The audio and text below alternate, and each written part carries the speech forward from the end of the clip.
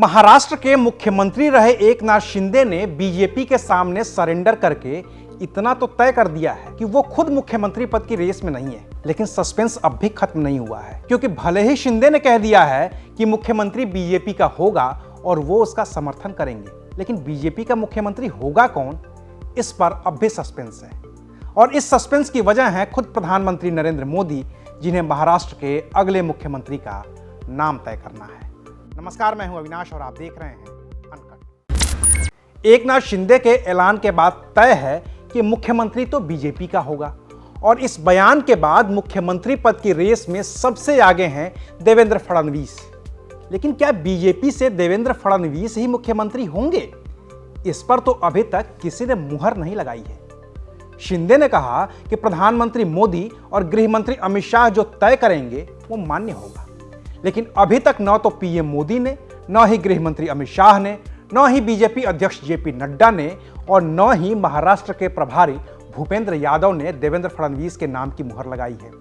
और बीजेपी में पीएम मोदी, गृह मंत्री अमित शाह का मुख्यमंत्री चेहरा चुनने का जो इतिहास रहा है, उससे कुछ भी तय कर पाना कतई आसान नहीं रह गया है। अभी पिछले ही कुछ चुनावों की बात करें तो मध्य प्रदेश में शिवराज सिंह चौहान के मुख्यमंत्री रहते हुए विधानसभा के चुनाव हुए, लेकिन जीत के बाद मुख्यमंत्री बन गए मोहन यादव। छत्तीसगढ़ में बीजेपी का सबसे बड़ा चेहरा रमन सिंह थे, लेकिन जीत के बाद मुख्यमंत्री बने विष्णुदेव साय। राजस्थान में बीजेपी का सबसे बड़ा चेहरा वसुंधरा राजे थी, लेकिन भरे मंच पर उनके ही हाथों इस बात का ऐलान करवाया गया कि भजन लाल शर्मा राजस्थान के नए मुख्यमंत्री होंगे।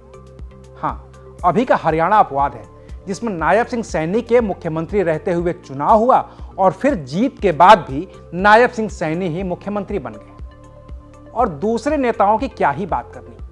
महाराष्ट्र में जब 2014 के चुनाव में भारतीय जनता पार्टी की जीत हुई थी, तब भी भारतीय जनता पार्टी ने एक गैर मराठा देवेंद्र फडणवीस को मुख्यमंत्री बनाकर सबको चौंका दिया था। उसी साल झारखंड में भी गैर आदिवासी समुदाय के रघुवर दास और हरियाणा में गैर जाट नेता मनोहर लाल खट्टर को मुख्यमंत्री बनाया गया था, जिसने पूरे देश की राजनीति में हलचल मचा दी थी।